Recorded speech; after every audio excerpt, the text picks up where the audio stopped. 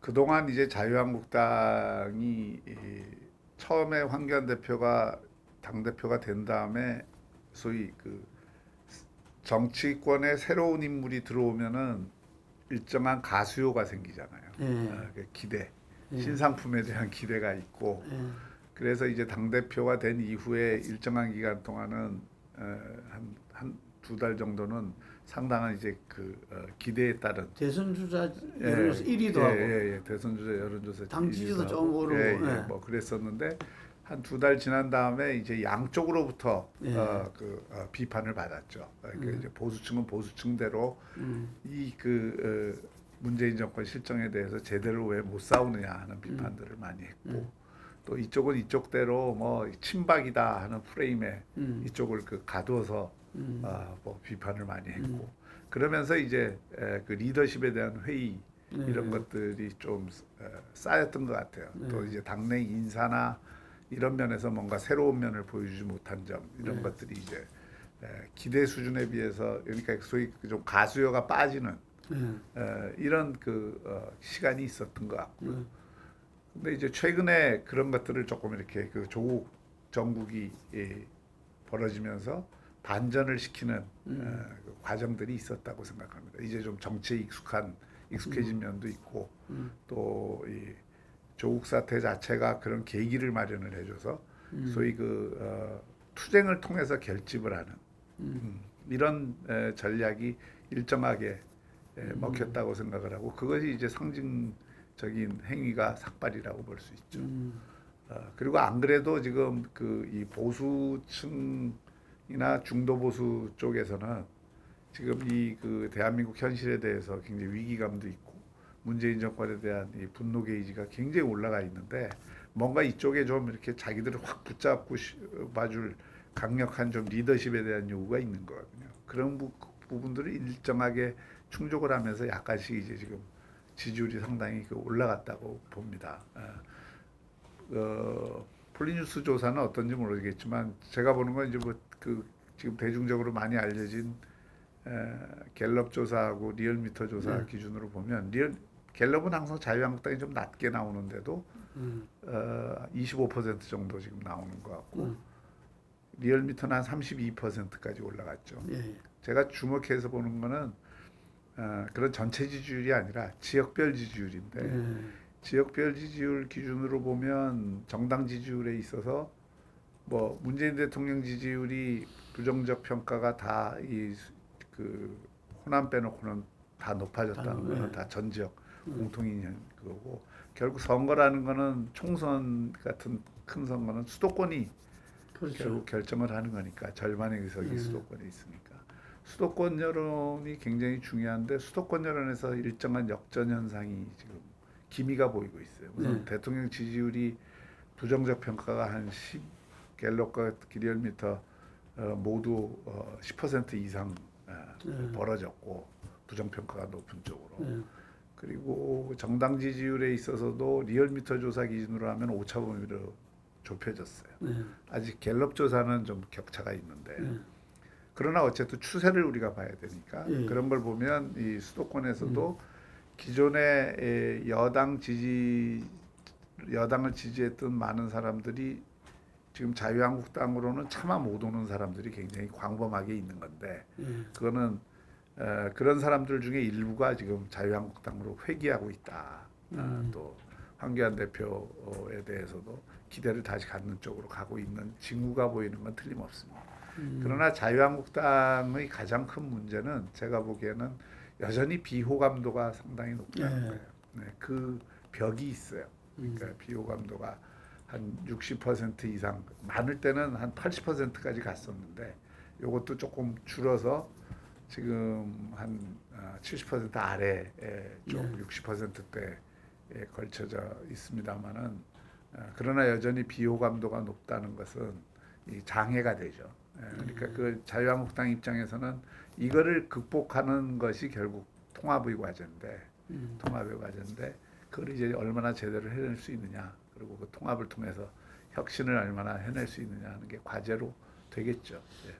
저는 이제 그동안 탄핵이 워낙 큰 사건이었기 때문에 이 영향과 그 그늘이 대단히 넓다고 생각합니다. 깊고 그리고 그것이 지난 지방선거까지 뭐 이어졌고 지난 2년간 그래서 어쩌면 내년 총선도 저는 굉장히 힘들다고 봤는데 지금 이런 오히려 저 정권의 실정으로 그 기회가 주어진 거죠. 그러면 그 기회를 야권의 입장에서는 특히 보수나 중도의 입장에서는 새로 살려야 되는데 살리는 방법은 저는 통합 외에는 방법이 없다고 생각합니다.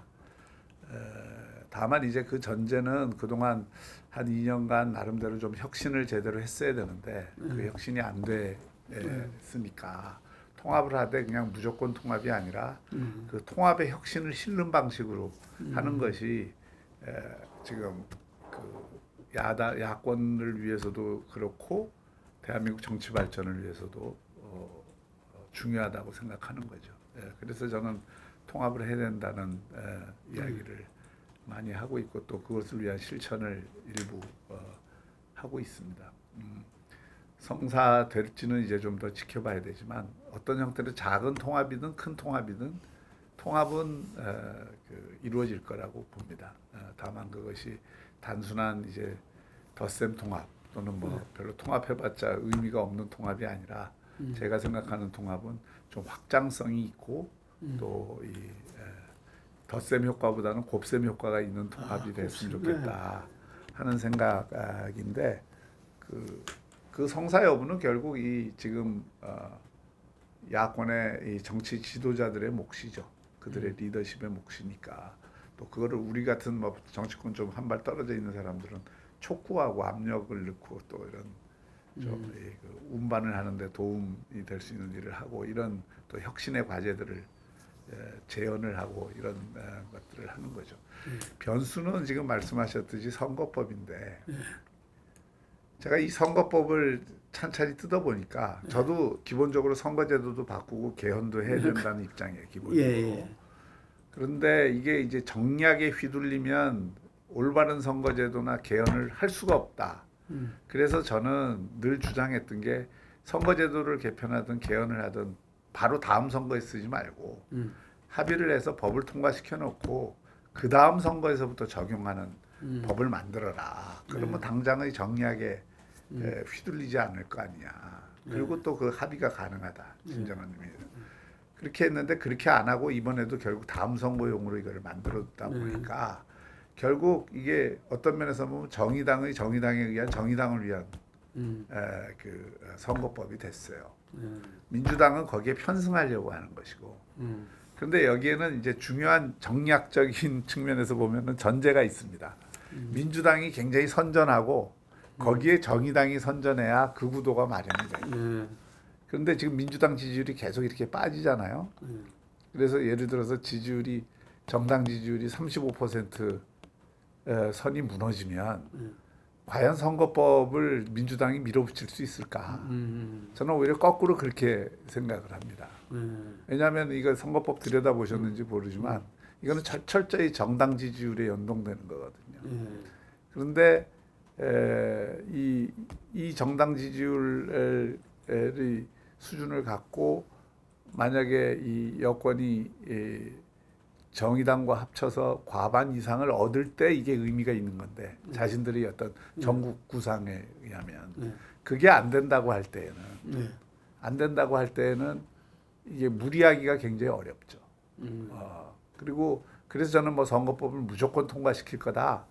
저는 10월, 11월 전국을 봐야 된다고 생각을 합니다. 본인의 여건의 이해관계에서도 아닐 수도 있다. 아닐 수도 있죠. 아닐 수도 있는 상황이 올 수도 있다. 그러니까 거꾸로 야당의 입장에서 보면 이 조국 투쟁을 강하게 밀어붙여서 여권의 지지율을 더 끌어내리는 게 선거법을 막는 데도 도움이 되는 거죠. 그리고 통합을 하는 데도 도움이 되고. 그리고 만약에 그런 상황이 되면 야권이 크게 통합을 해서 국민적 지지율을 크게 끌어올리면 예를 들어서 뭐 정당 지지율에서 45% 내외를 얻는 수준까지 끌어올리면 그건 여권의 입장에서는 별로 기대했던 상황이 아니거든요. 그래서 여러 가지 변수가 저는 있다고 보고요. 그런데 하여튼 이번 선거법은 그 내용도 전문가들도 아무리 들여다봐도 그 정말 이해하기 어려울 정도로 복잡하게 돼 있고 나중에 소수점까지 다 계산을 해야 되니까. 300석에 맞추다 보니까. 예, 예. 그래서 이제 그런데 이런 그 국정 지지율이 떨어지고 막 여당 지지율이 떨어지는데 국회의원 의석수 늘린다고 해보십시오. 그게 어떤 정당성을 가질 수 있겠어요. 그러니까 선거법 통과 그렇게 쉬운 거 아니다. 그리고 그걸 일방적으로 밀어붙일 경우에는 여당이 더 손해 볼 수도 있다. 저는 그런 생각을 하고 있죠. 지금 그 통합의 일차적인 대상은 우리 공화당은 아니죠. 예. 그건 왜 그러냐면 이 통합을 하자는 이유는 확장성의 문제를 해결하자는 건데 우리 공화당하고 뭐 이 자유한국당이 통합해서 무슨 효과가 있겠어요? 저는 뭐 보수층 내에서도 탄핵 문제에 대해서 서로 생각이 다르고 국민들 사이에서도 이 문제에 대해서 이 그 탄핵 자체가 잘못됐다고 생각하는 보수층 국민들도 많이 있죠. 그 특히 뭐 이 태극기 집회를 했던 분들뿐만이 아니라 지금 그런 과거에 박근혜 대통령을 열렬하게 지지했던 그 층에서는 그런 분들이 다수입니다.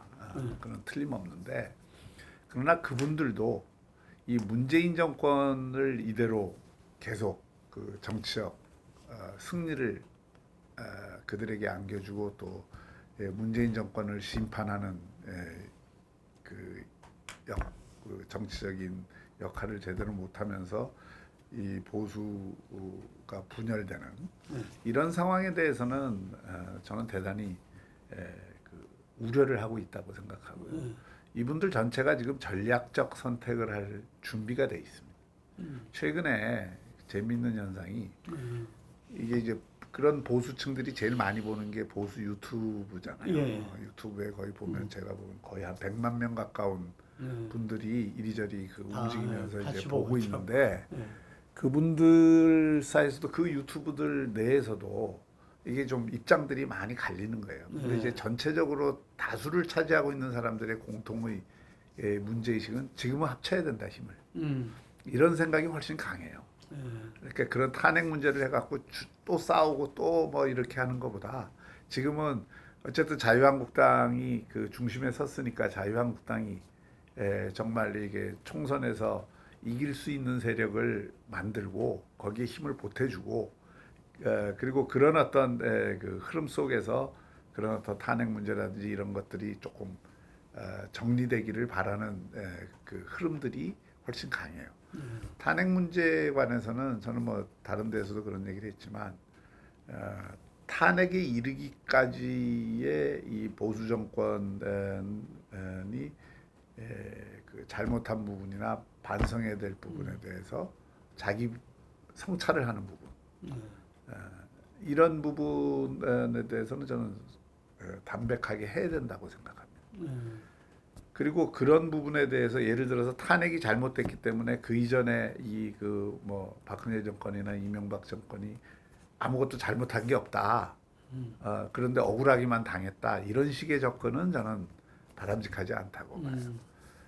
그리고 탄핵 문제에 대해서는 그 정치적 탄핵 과정, 국회에서 있었던 탄핵 과정에서 탄핵 찬성했던 사람과 반대했던 사람들의 정치적 입장의 차이와 그 당시에 있어서 정치적 행위들 그런 거에 대해서는 서로 입장이 굉장히 첨예하게 갈리고 이런 부분에 대해서 의견을 어느 한쪽으로 모아서 그 국회에서 있었던 그 정치적 탄핵이 잘못됐다고 의견을 모으려 그러면은 그 의견이 잘 안 모아져요.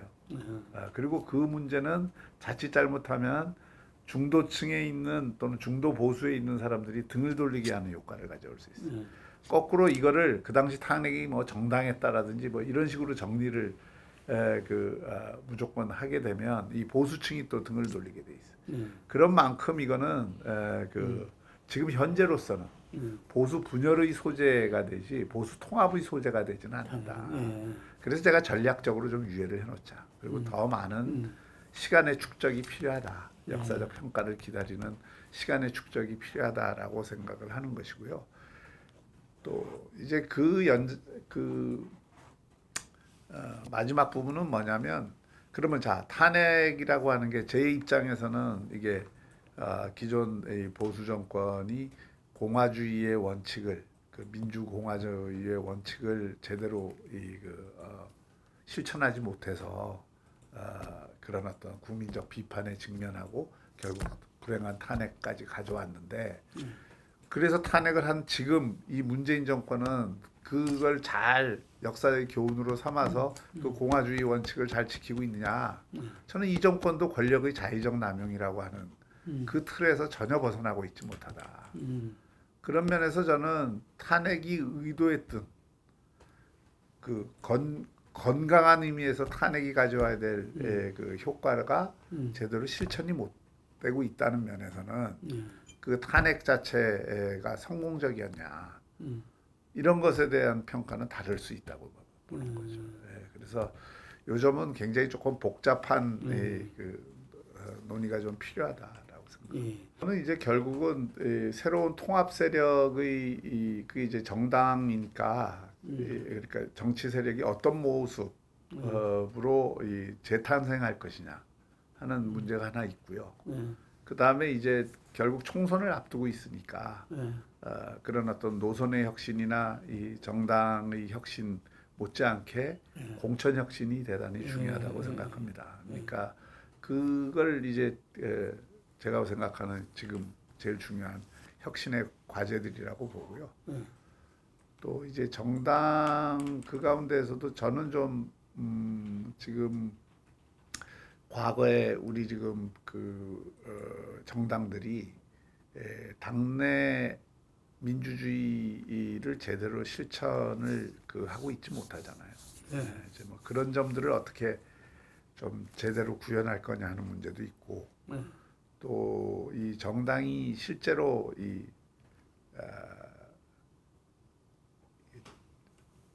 지식 정당이라 할까요? 이 전략 정당이라 할까? 좀 더 그 지적인 잠재력을 최대한 끌어내는 이런 정당, 소위 지식 정당으로서의 모습을 이 새로운 어떤 정보화 시대에 맞는 정당의 모습도 못 갖췄다고 생각합니다. 이제 뭐 그런 영역들이 있고 그거는 조금 이제 정당을 새로 바꾸는 데 있어 정당 운영의 방식이나 틀의 문제고 당면한 과제는 역시 공천 혁신의 문제라고 생각하는데 거기에 대한 이제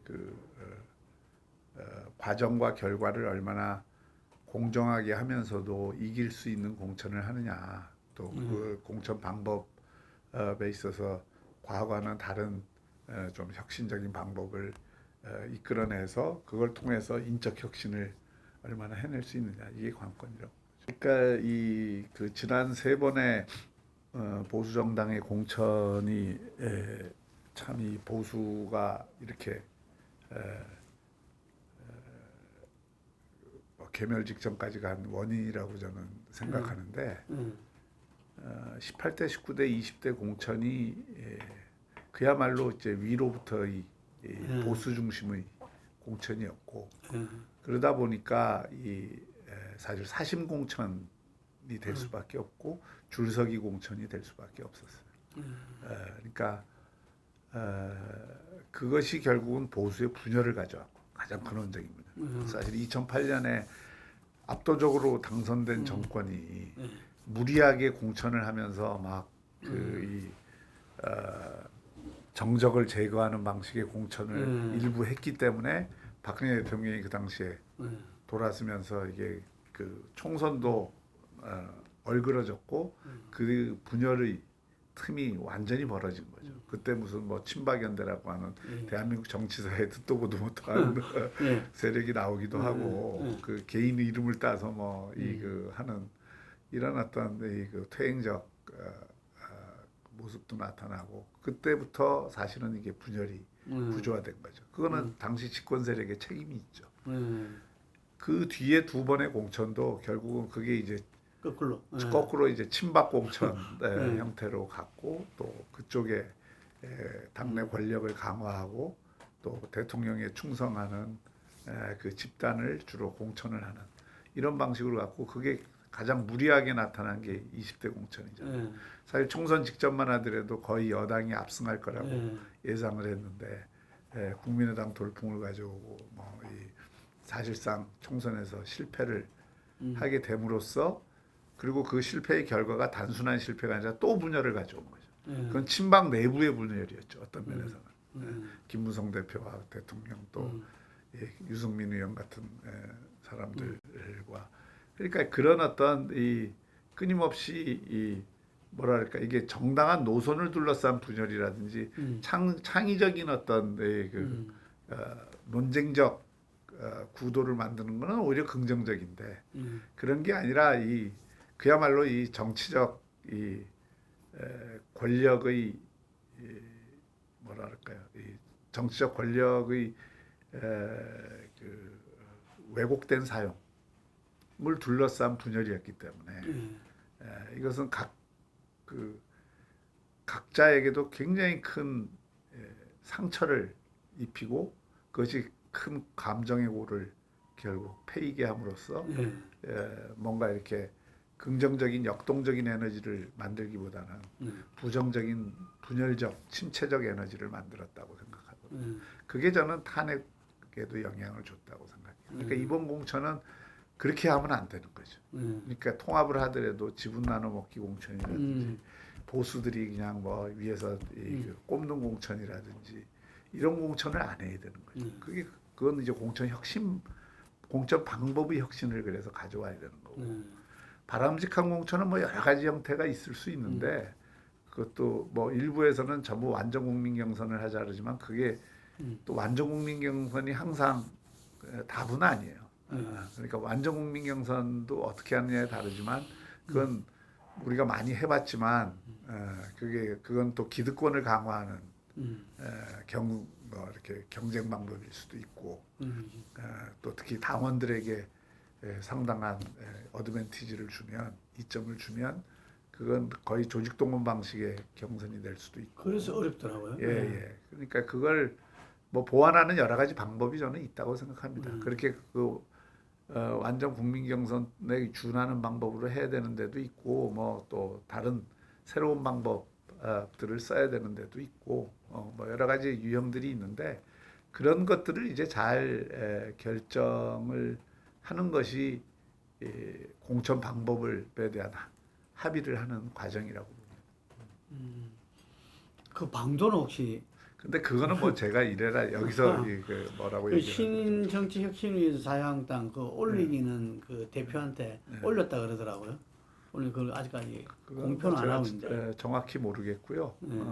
그동안 이미 실험된 여러 가지 방식들이 있죠. 그러니까 뭐 17대 때는 공천심사위원회에 앞에 두고 이제 그 공개 토론을 하는 방식을 취하기도 했고 또 뭐 일부에서는 소위 슈스케 방식을 해서 뭐 그 지난번에 자유한국당이 당협위원장 교체할 때는 뭐 오디션 방식으로 하기도 했고 또 뭐 일부에서지만 이제 배심원 제도를 활용하는 방식도 있고 뭐 여러 가지 어떤 방식들이 지금 실험이 된 방식들이 있습니다. 그런 것들을 이제 잘 걸러서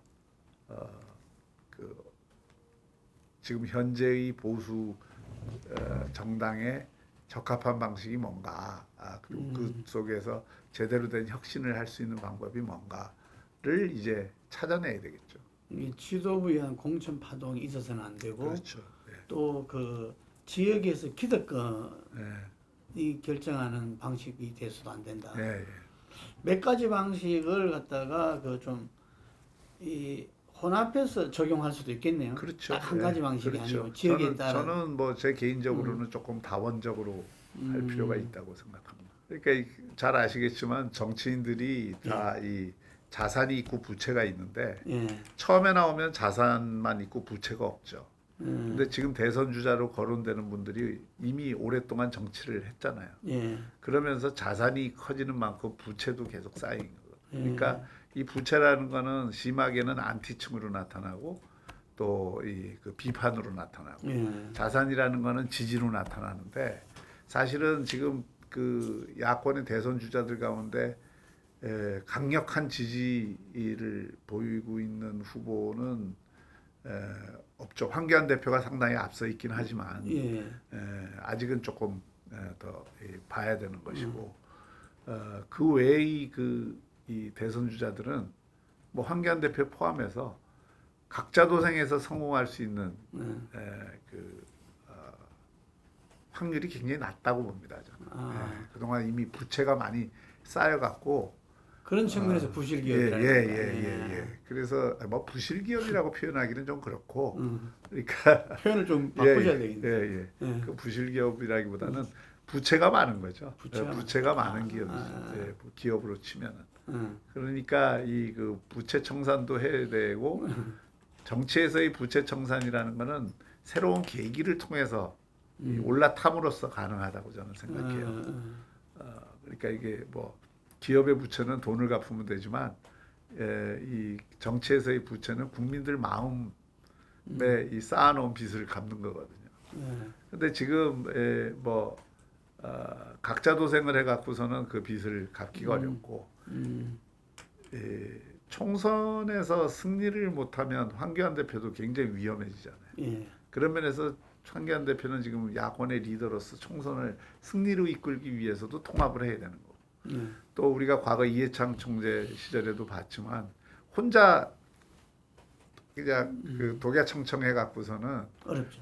나중에 어떤 그 순환을 당할지 몰라요. 2년간 대통령이었는데 2007년 대선에 그래도 그 당시 한나라당이 압승을 할 수 있었던 거는 그럴듯한 후보들이 링 위에 올라가서 경쟁을 하면서 역동성을 만들어낸 겁니다. 그러면서 서로가 갖지 못한 상대의 자산을 경쟁을 통해서 결국 자신이 가져오는 그런 생산적 경쟁의 틀을 만들었다는 게 그 당시 굉장히 중요해요. 지금도 마찬가지입니다. 지금 그 거론되는 여러 이 잠재적 대선 주자들이 한 링 위에 올라가야 돼요. 다른 사람의 정치적 자산을 나의 정치적 자산으로 만들려는 노력을 해야 되고 그것은 경쟁에서 이기는 거죠. 그 경쟁은 야당의 역대 대선에서의 경쟁은 역시 국민 지지율이 결정합니다. 근데 바깥에 있으면 그 지지율이 올라가지를 않아요. 안에서 있으면서 뭔가 이렇게 활약을 하고 그 속에서 그 경쟁 속에서 뭔가를 보여주고 이러는 과정을 통해서 역전도 가능하고 처음엔 낮았지만 뒤에 뒤집기도 가능하고 이런 거죠. 그러니까 보면 알지만은 뭐 90년에 그 민자당으로 합당했을 때 YS가 무슨 조직이 있었습니까? 새가 있었습니까? 결국 나중에 거기 대통령 후보가 되는 것은 국민 지지율 때문에 그런 것이거든요. 그러니까 결국 그 지지율을 만들어내는 과정, 그것이 통합의 과정이고 내년 총선의 과정이고 총선 이후의 경쟁의 과정인데 다음 대선은 총선하고 굉장히 저는 연접돼 있다고 봅니다. 2년밖에 시간이 안 남아 있고 총선 이후에 그리고 총선에서 기본적인 갈래가 저는 만들어지는데 야권이 만약에 이 내년 총선에서 선전한다면 이 성과를 공유할 수가 있어요. 그 야권 후보들이. 뭐 이번 총선에서 다 열심히 해야 될 거 아닙니까? 그러면 이제 그 성과를 공유하면서 새로운 그 경쟁의 틀을 만들어서 2년간 경쟁할 수 있는 자유가 있고 그 속에서는 결국 확장성 있는 후보가 국민적 지지를 많이 받는 후보가 이길 수 있는 거죠.